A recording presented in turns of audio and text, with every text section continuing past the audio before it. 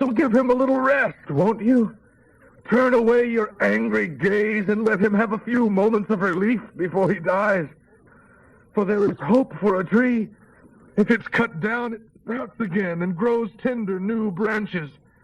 Though its roots have grown old in the earth and its stump decays, it may sprout and bud again at the touch of water, like a new seedling.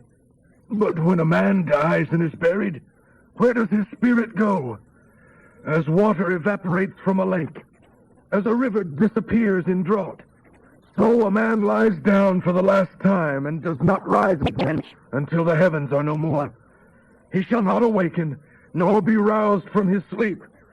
Oh, that you would hide me with the dead and forget me there until your anger ends. But mark your calendar to think of me again. If a man dies, shall he live again? This thought gives me hope, so that in all my anguish I eagerly await sweet death. You would call and I would come, and you would reward all I do. But now instead you give me so few steps upon the stage of life, and notice every mistake I make. You bundle them all together as evidence against me. Mountains wear away and disappear. Water grinds stones to sand. Torrents tear away the soil. So every hope of man is worn away. Always you are against him, and then he passes off the scene. You make him old and wrinkled, and then send him away. He never knows it if his sons are honored, or they may fail and face disaster, but he knows it not. For him there is only sorrow and pain. Chapter 15. The answer of Eliphaz the Temanite. You are supposed to be a wise man, and yet you give us all this foolish talk. You are nothing but a windbag. It isn't right to speak so foolishly. What good do such words do? Have you no fear of God, no reverence for him? Your sins are telling your mouth what to say. Your words are based on clever deception. But why should I condemn you? Your own mouth does. Are you the wisest man alive? Were you born before the hills were made? Have you heard the secret counsel of God? Are you called into his council room? Do you have a monopoly on wisdom? What do you know more than we do? What do you understand that we don't? On our side are aged men much older than your father. Is God's comfort too little for you? Is his gentleness too rough? What is this you are doing, getting carried away by your anger with flashing eyes, and you turn against God and say all these evil things against him? What man in all the earth can be as pure and righteous as you claim to be? Why, God doesn't even trust the angels. Even the heavens can't be absolutely pure compared with him. How much less someone like you, who is corrupt and sinful, drinking in sin as a sponge soaks up water. Listen, and I will answer you from my own experience, confirmed by the experience of wise men who have been told this same thing from their fathers, our ancestors, to whom alone the land was given, and they have passed this wisdom to us. A wicked man is always in trouble throughout his life. He is surrounded by terrors, and if there are good days, they will soon be gone. He dares not go out into the darkness, lest he be murdered. He wanders around, begging for food. He lives in fear, distress, and anguish. His enemies conquer him as a king defeats his foes. Armed with his tin shield, he clenches his fist against God, defying the Almighty, stubbornly assaulting him. This wicked man is fat and rich, and has lived in conquered cities after killing off its citizens. But he will not continue to be rich, or to extend his possessions. No, darkness shall overtake him forever. The breath of God shall destroy him. The flames shall burn up all he has. Let him no longer trust in foolish riches. Let him no longer deceive himself, for the money he trusts in will be his only reward. Before he dies, all this futility will become evident to him, for all he counted on will disappear and fall to the ground like a withered grape. How little will come of his hopes! For the godless are barren. They can produce nothing truly good. God's fire consumes them with all their possessions. The only thing they can conceive is sin, and their hearts give birth only to wickedness. Chapter 16. Job's reply, I have heard all this before. What miserable comforters all of you are. Won't you ever stop your flow of foolish words? What have I said that makes you speak so endlessly? But perhaps I'd sermonize the same as you, if you were I and I were you. I would spout off my criticisms against you and shake my head at you. But no, I would speak in such a way that it would help you. I would try to take away your grief. But now my grief remains no matter how I defend myself. Nor does it help if I refuse to speak. For God has ground me down and taken away my family. Oh, God, you have turned me to skin and bones, as a proof, they say, of my sins. God hates me and angrily tears at my flesh. He has gnashed upon me with his teeth and watched to snuff out any sign of life. These comforters have gaping jaws to swallow me. They slap my cheek. My enemies gather themselves against me. And God has delivered me over to sinners, into the hands of the wicked. I was living quietly until he broke me apart. He has taken me by the neck and dashed me to pieces, then hung me up as his target. His archers surround me, letting fly their arrows, so that the ground is wet from my wounds. Again and again he attacks me, running upon me like a giant. Here I sit in sackcloth, and have laid all hope in the dust. My eyes are red with weeping, and on my eyelids is the shadow of death. Yet I am innocent, and my prayer is pure. O earth, do not conceal my blood. Let it protest on my behalf. Yet even now the witness to my innocence is there in heaven. My advocate is there on high. My friends scoff at me, but I pour out my tears to God, pleading that he will listen as a man would listen to his neighbor. For all so soon I must go down that road from which I shall never return. Chapter 17. I am sick and near to death. The grave is ready to receive me. I am surrounded by mockers. I see them everywhere. Will no one anywhere confirm my innocence? But you, O God, have kept them back from understanding this. Oh, do not let them triumph. If they accept bribes to denounce their friends, their children shall go blind. He has made me a mockery among the people. They spit in my face. My eyes are dim with weeping, and I am but a shadow of my former self. Fair-minded men are astonished when they see me. Yet finally the innocent shall come out on top, above the godless. The righteous shall move onward and forward. Those with pure hearts shall become stronger and stronger. As for you, all of you, please go away, for I do not find a wise man among you. My good days are in the past. My hopes have disappeared. My heart's desires are broken. They say that night is day and day is night. How they pervert the truth. If I die, I go out into darkness and call the grave my father and the worm my mother and my sister. Where then is my hope? Can anyone find any? No. My hope will go down with me to the grave. We shall rest together in the dust.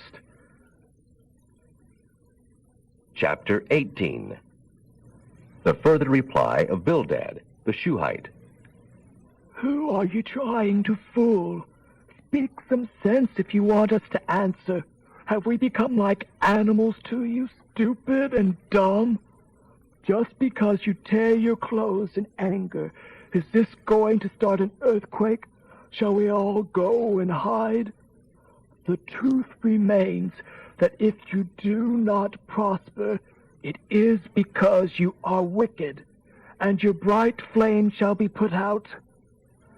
There will be darkness in every home where there is wickedness. The confident stride of the wicked man will be shortened. He will realize his failing strength. He walks into traps, and robbers will ambush him. There is a booby trap in every path he takes.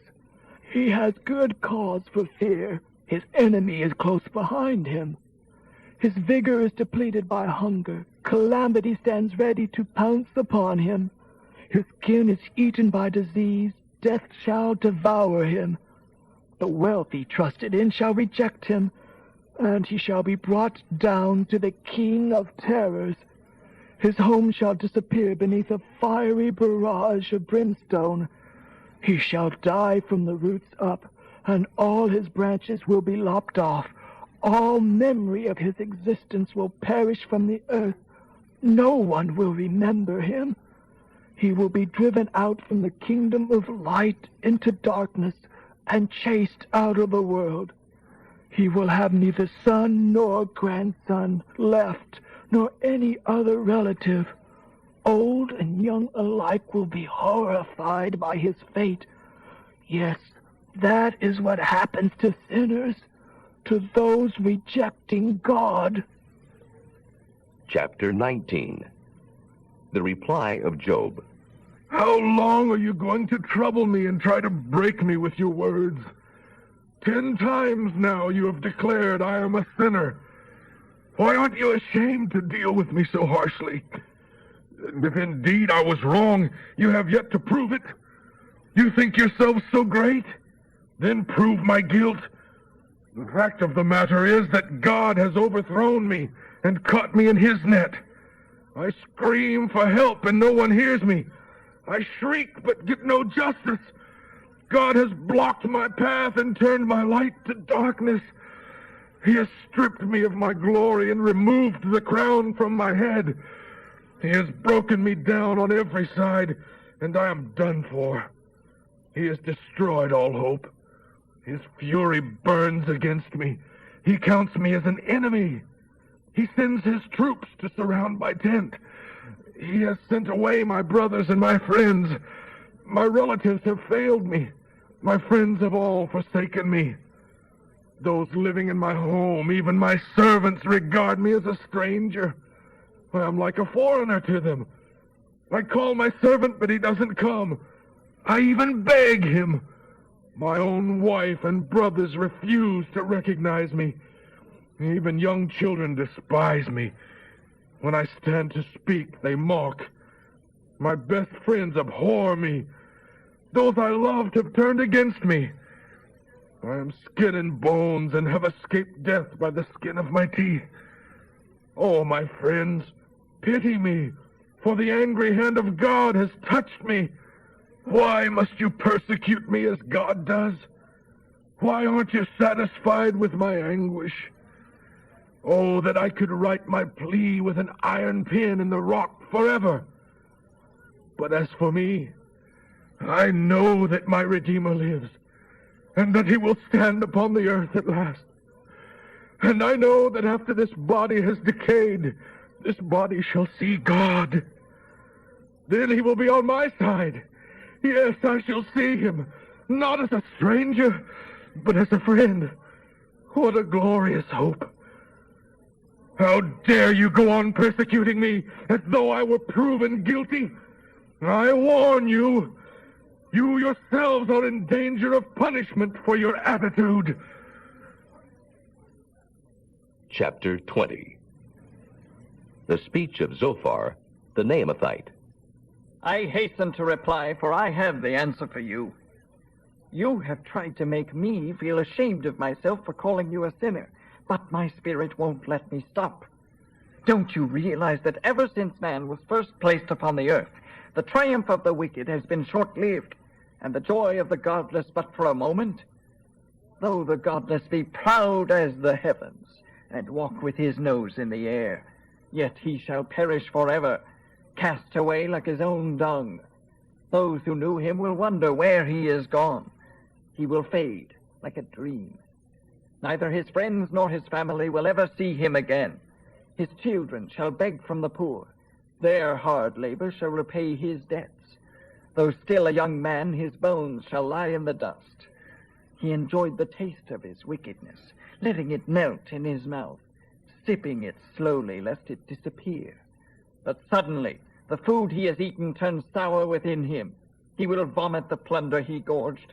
God won't let him keep it down. It is like poison and death to him. He shall not enjoy the goods he stole. They will not be butter and honey to him after all. His labors shall not be rewarded. Wealth will give him no joy. For he has oppressed the poor and foreclosed their homes. He will never recover. Though he was always greedy, now he has nothing. Of all the things he dreamed of, none remain. Because he stole at every opportunity, his prosperity shall not continue. He shall run into trouble at the peak of his powers. All the wicked shall destroy him. Just as he is about to fill his belly, God will rain down wrath upon him. He will be chased and struck down. The arrow is pulled from his body, and the glittering point comes out from his gall. The terrors of death are upon him. His treasures will be lost in deepest darkness. A raging fire will devour his goods, consuming all he has left. The heavens will reveal his sins, and the earth will give testimony against him. His wealth will disappear beneath the wrath of God. This is what awaits the wicked man, for God prepares it for him. Chapter 21. Job's reply. Listen to me. Let me speak, and afterwards mock on. I am complaining about God, not man. No wonder my spirit is so troubled. Look at me in horror, and lay your hand upon your mouth. Even I am frightened when I see myself. Horror takes hold upon me, and I shudder. The truth is that the wicked live on to a good old age, and become great and powerful. They live to see their children grow to maturity around them, and their grandchildren too. Their homes are safe from every fear, and God does not punish them. Their cattle are productive. They have many happy children. They spend their time singing and dancing. They are wealthy and need deny themselves nothing. They are prosperous to the end. All this despite the fact that they ordered God away and wanted no part of him and his ways. Who is Almighty God, they scoff. Why should we obey him? What good will it do us? Look, everything the wicked touch has turned to gold. But I refuse even to deal with people like that. Yet the wicked get away with it every time. They never have trouble, and God skips them when he distributes his sorrows and anger. Are they driven before the wind like straw? Are they carried away by the storm? Not at all. Well, you say, at least God will punish their children. But I say that God should punish the man who sins, not his children. Let him feel the penalty himself. Yes, let him be destroyed for his iniquity. Let him drink deeply of the anger of the Almighty. For when he is dead, then he will never again be able to enjoy his family. But who can rebuke God, the supreme judge?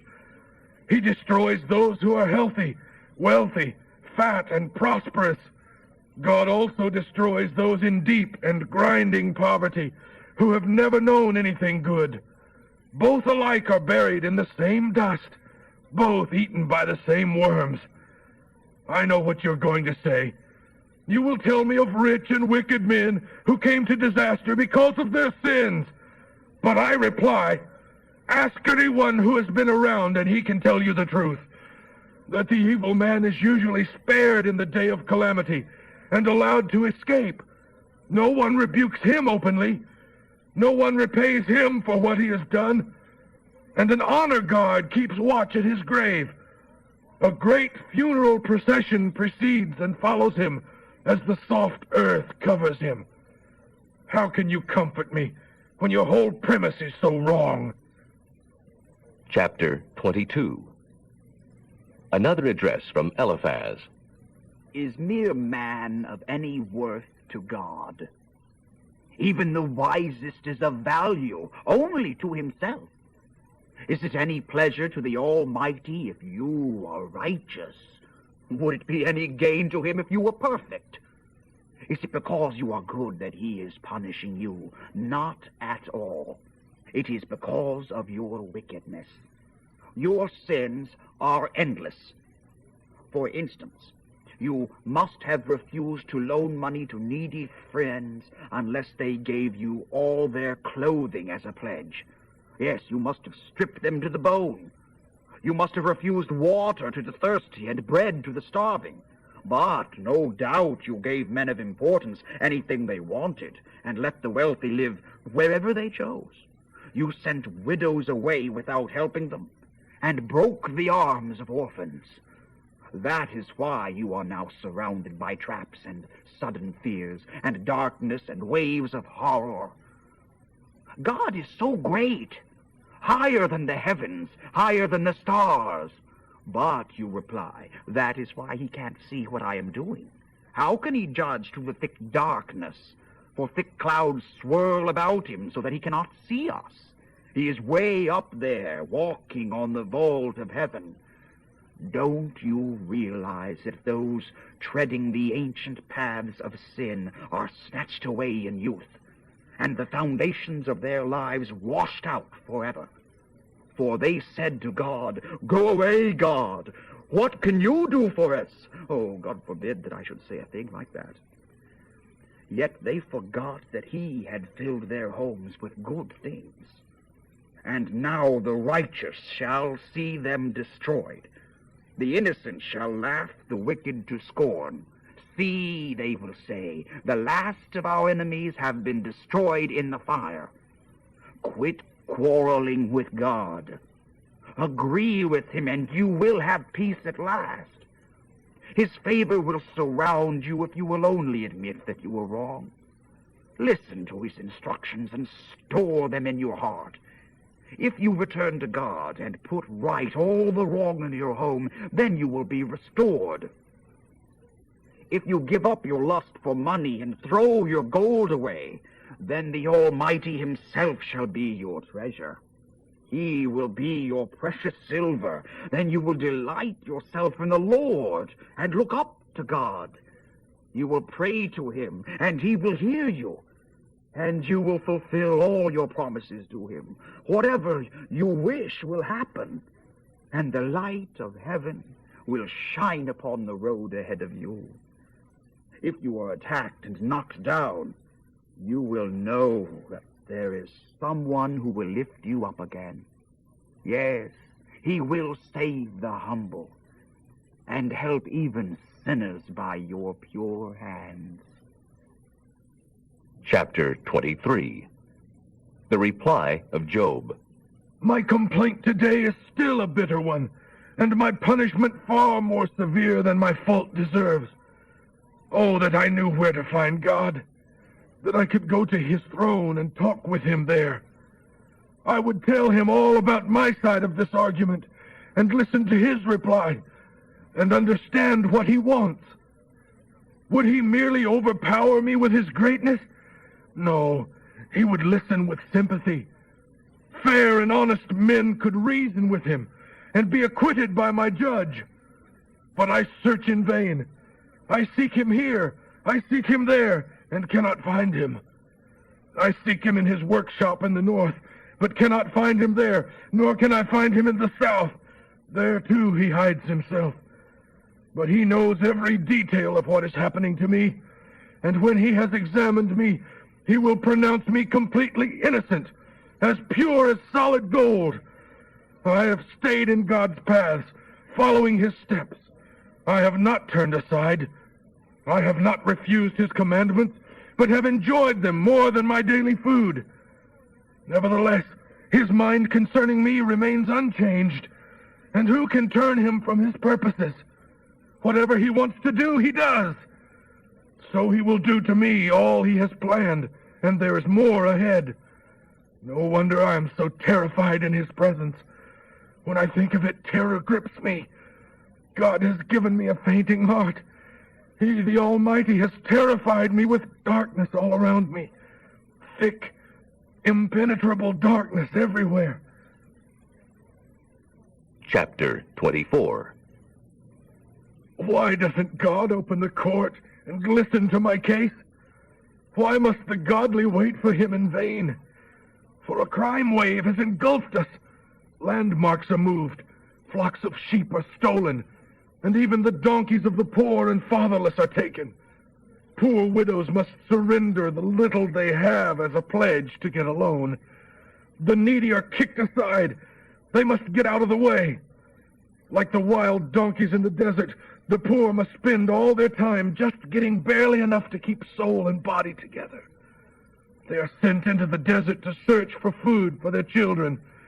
They eat what they find that grows wild and must even glean the vineyards of the wicked. All night they lie naked in the cold, without clothing or covering. They are wet with the showers of the mountains, and live in caves for want of a home. The wicked snatch fatherless children from their mother's breasts, and take a poor man's baby as a pledge before they will loan him any money or grain. That is why they must go about naked, without clothing, and are forced to carry food while they are starving. They are forced to press out the olive oil without tasting it, and to tread out the grape juice as they suffer from thirst. The bones of the dying cry from the city. The wounded cry for help. Yet God does not respond to their moaning. The wicked rebel against the light and are not acquainted with the right and the good. They are murderers who rise in the early dawn to kill the poor and needy. At night they are thieves and adulterers, waiting for the twilight, when no one will see me, they say. They mask their faces so no one will know them. They break into houses at night and sleep in the daytime. They are not acquainted with the light. The black night is their morning. They ally themselves with the terrors of the darkness. But how quickly they disappear from the face of the earth. Everything they own is cursed. They leave no property for their children. Death consumes sinners as drought and heat consume snow. Even the sinner's own mother shall forget him. Worms shall feed sweetly on him. No one will remember him anymore. For wicked men are broken like a tree in the storm. For they have taken advantage of the childless who have no protecting sons. They refuse to help the needy widows. Yet sometimes it seems as though God preserves the rich by his power and restores them to life when anyone else would die. God gives them confidence and strength and helps them in many ways. But though they are very great now, yet in a moment they shall be gone, like all others, cut off like heads of grain. Can anyone claim otherwise? Who can prove me a liar and claim that I am wrong? Chapter 25. The further reply of Bildad the Shuhite. God is powerful and dreadful. He enforces peace in heaven.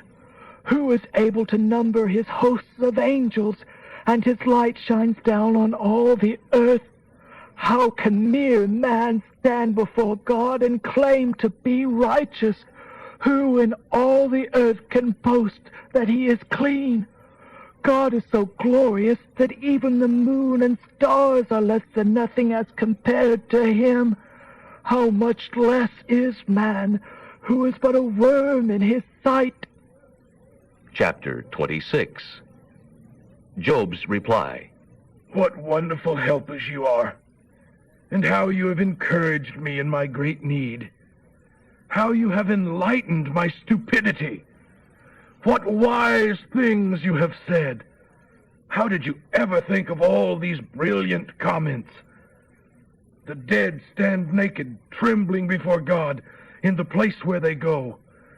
God stretches out heaven over empty space and hangs the earth upon nothing. He wraps the rain in his thick clouds, and the clouds are not split by the weight. He shrouds his throne with his clouds. He sets a boundary for the ocean, yes, and a boundary for the day and for the night. The pillars of heaven tremble at his rebuke, and by his power the sea grows calm. He is skilled at crushing its pride. The heavens are made beautiful by his spirit. He pierces the swiftly gliding serpent. These are some of the minor things he does, merely a whisper of his power. Who, then, can withstand his thunder? Chapter 27. Job's final defense. I vow by the living God who has taken away my rights, even the almighty God who has embittered my soul, that as long as I live, while I have breath from God, my lips shall speak no evil, my tongue shall speak no lies. I will never agree that you are right. Until I die, I will vow my innocence. I am not a sinner. I repeat it again and again. My conscience is clear for as long as I live. Those who declare otherwise are my wicked enemies. They are evil men. But what hope has the godless when God cuts him off and takes away his life? Will God listen to his cry when trouble comes upon him? For he does not delight himself or pray except, I will teach you about God. But really, I don't need to, for you yourselves know as much about him as I do. Yet you are saying all these useless things to me. This is the fate awaiting the wicked from the hand of the Almighty.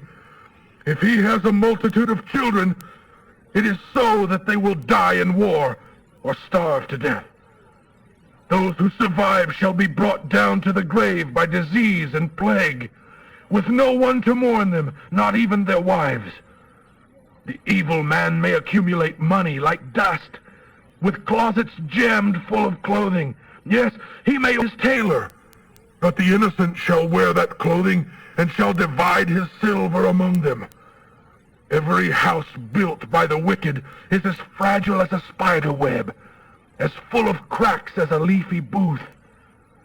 He goes to bed rich, but wakes up to find that all his wealth is gone. Terror overwhelms him, and he is blown away in the storms of the night. The east wind carries him away, and he's gone. It sweeps him into eternity. For God shall hurl at him unsparingly. He longs to flee from God.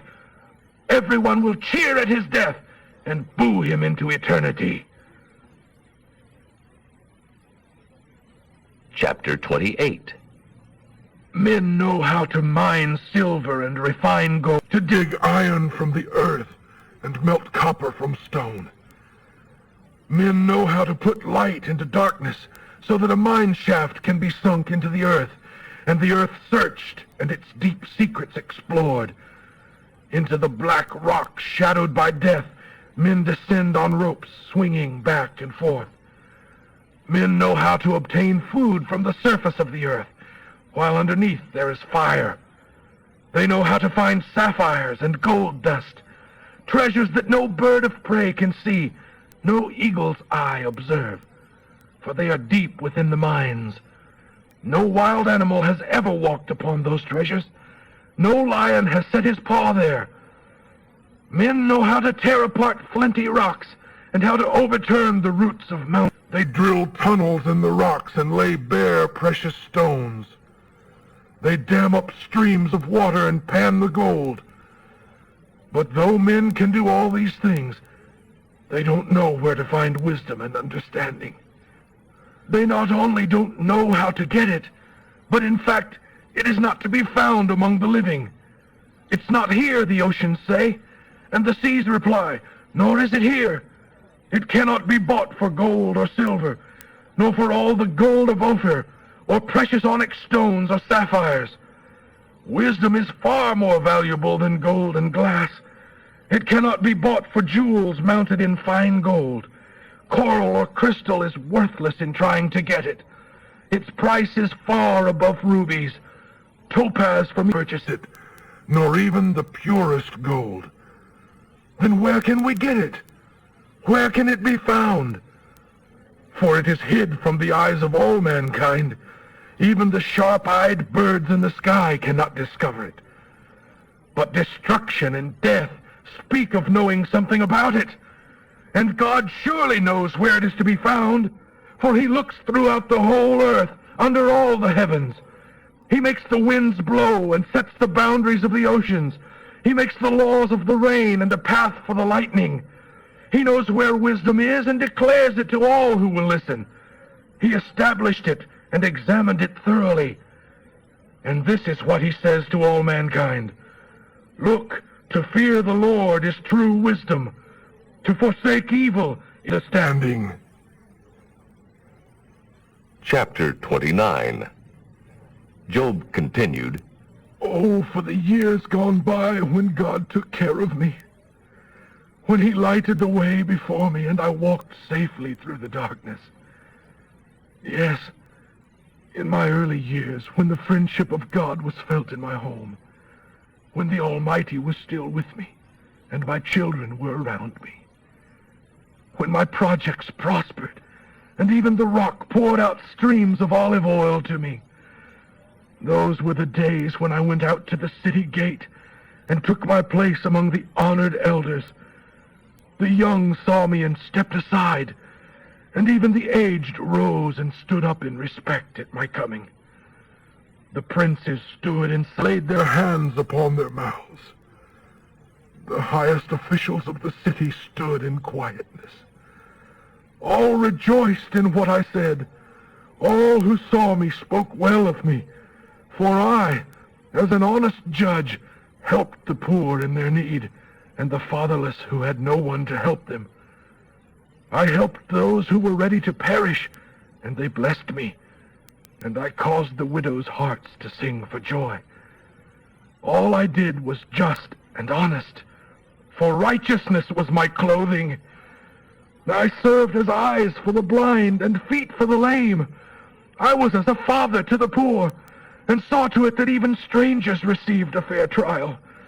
I knocked out the fangs of the godless oppressors and made them. I thought, surely I shall die quietly in my nest after a long, good life. For everything I did prospered. The dew lay all night upon my fields and watered them.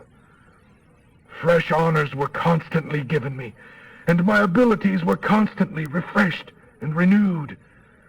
Everyone listened to me and valued my advice, and were silent until I spoke. And after I spoke, they spoke no more, for my counsel satisfied them. They longed for me to speak, as those in drought time long for rain. They waited eagerly with open mouths. When they were discouraged, I smiled, and that encouraged them, and lightened their spirits, what they should do, and corrected them as their chief, or as a king instructs his army, and as one who comforts those who mourn. Chapter 30. But now those younger than I deride me, young men whose fathers are less than my dogs. Oh, they have strong backs all right, but they are useless, stupid fools. They are gaunt with famine, and have been cast out into deserts and the wastelands, desolate and gloomy. They eat roots and leaves, having been driven from civilization. Men shouted after them as after thieves. So now they live in frightening ravines and in caves and among the rocks. They sound like animals among the bushes, huddling together for shelter beneath the nettles. Sons of theirs have also turned out to be fools. Yes, children of no name, outcasts of civilization. And now I have become the subject of their ribald song. I am a joke among them. They despise me, and won't come near me, and don't mind spitting in my face. For God has placed my life in jeopardy. These young men, having humbled me, now cast off all restraint before me. This rabble trip me and lay traps in my path. They block my road and do everything they can to hasten my calamity. knowing full well that I have no one to help me. They come at me from all directions. They rush upon me when I'm down. I live in terror now. They hold me in contempt. Prosperity has vanished as a cloud before a strong wind. My heart is broken. Depression haunts my days. My weary nights are filled with pain, as though something were relentlessly gnawing at my bones. All night long I toss and turn, and my garments bind about me. God has thrown me into the mud. I have become as dust and ashes. I cry to you, O God, but you don't answer me. I stand before you and you don't bother to look. You have become cruel toward me and persecute me with great power and effect. You throw me into the whirlwind and dissolve me in the storm. And I know that your purpose for me is death. I expected my fall to be broken, just as one who falls stretches out his hands or cries for help in his calamity. And did I not weep for those in trouble? Wasn't I deeply grieved for the needy? I therefore looked for good to come. Evil came instead. I waited for the light. Darkness came. My heart is troubled and restless. Waves of affliction have come upon me. I am black, but not from sunburn. I stand up and cry to the assembly for help. But I might as well save my breath, for I am considered a brother to jackals and a companion to ostriches. My skin is black and peeling. My bones burn with fever. Of joy and gladness has turned to mourning. Chapter 31. I made a covenant with my eyes not to look with lust upon a girl. I know full well that Almighty God above sends calamity on those who do. He sees everything I do and every step I take.